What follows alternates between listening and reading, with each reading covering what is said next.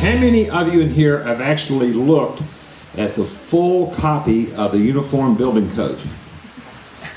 Okay. The architect back there. How many pages is it approximately? 600, 700. Lots of hundreds.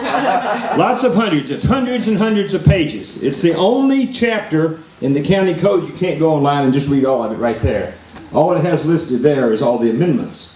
Except, and this is what I remembered and I noticed when I went to doing the research, about a couple of years ago, the county council did pass, and the mayor signed, an amendment to the building code that allowed indigenous architecture.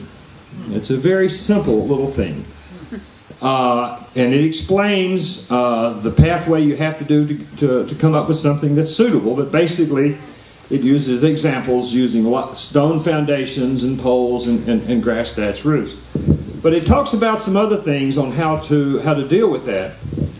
And what they did is they set that up as a different part of the building code.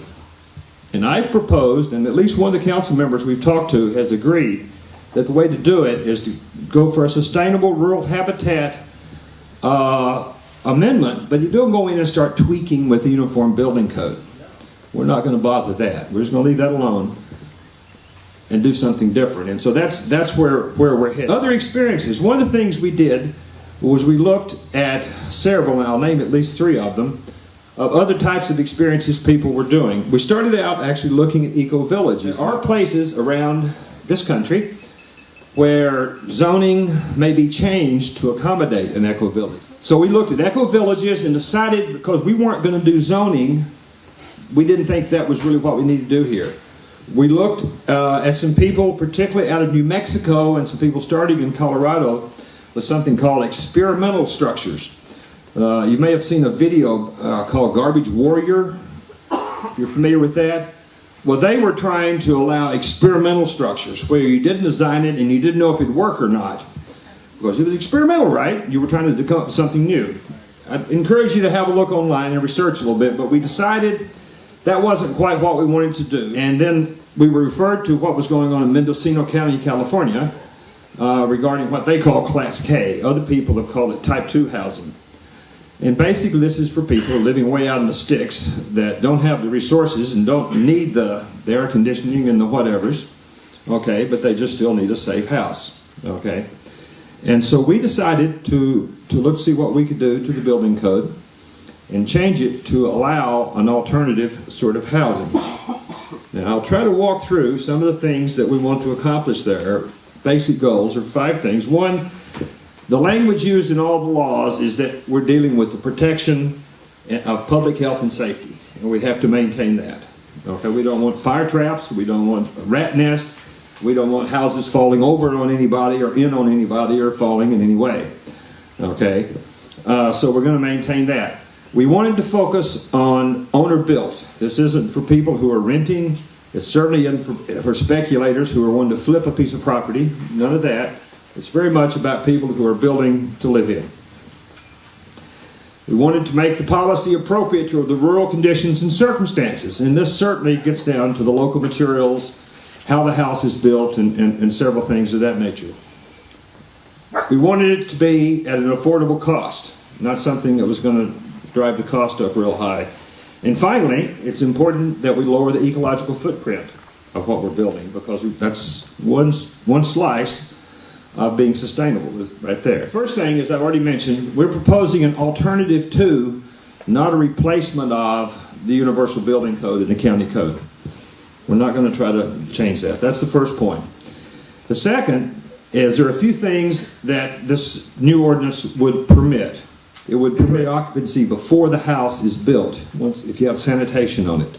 Many of you had that experience. Even in our little permitted house, we moved in on the lanai long before it was finished. So many of you had an early occupancy issue. The next thing we saw is you definitely have to change what materials may be used in a house. Minimally processed, round wood, bamboo, locally grown sawn material. We've got to open up the sort of materials we can use to build houses with. One other issue that we're trying to deal with is these structures. Some of you may You may have a sleeping quarters that isn't attached to any of the rest of your building. You may have a kitchen that's off from the rest of the house. You may have a gathering area that's still a different building. That isn't traditional houses like they ordinarily have, but it's a need, and it's what people are doing and making it work even as outlaw. And here's the big one, and this comes from the other ordinances: getting the building inspectors to use reasonable judgment. And there's a lot more to follow that up. If they don't have a spec for, let's say, rainbow gum, how strong that is or something, because it's never been done, they have to use their judgment on whether what they're doing is actually going to work. And this is real big. Right now they just go through and just check off a list. Okay, but they actually will need to apply a bit of judgment and practicality. There are some limits that we think need to be put on it. One, and this is really important, I think, is only for owner builders.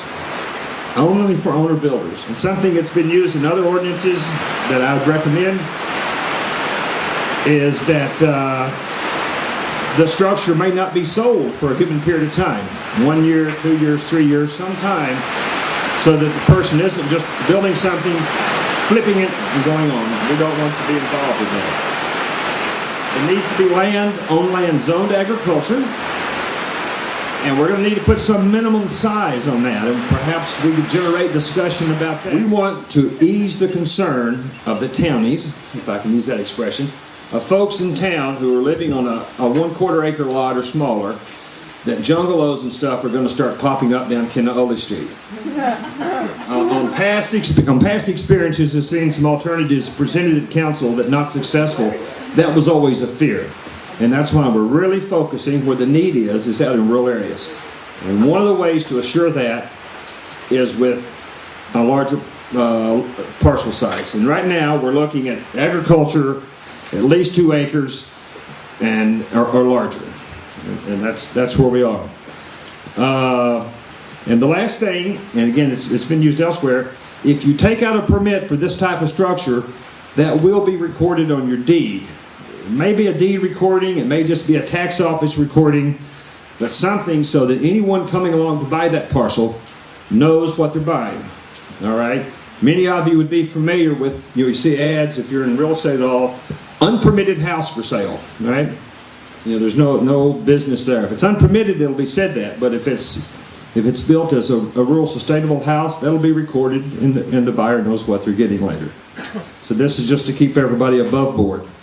All of this, in much longer language, is within the copies of the ordinance and the resolution. I'd really like to hear some feedback on how you think it fits. Okay? Thank you very much. Now we're going to have a question and answer session in just a few minutes, I think.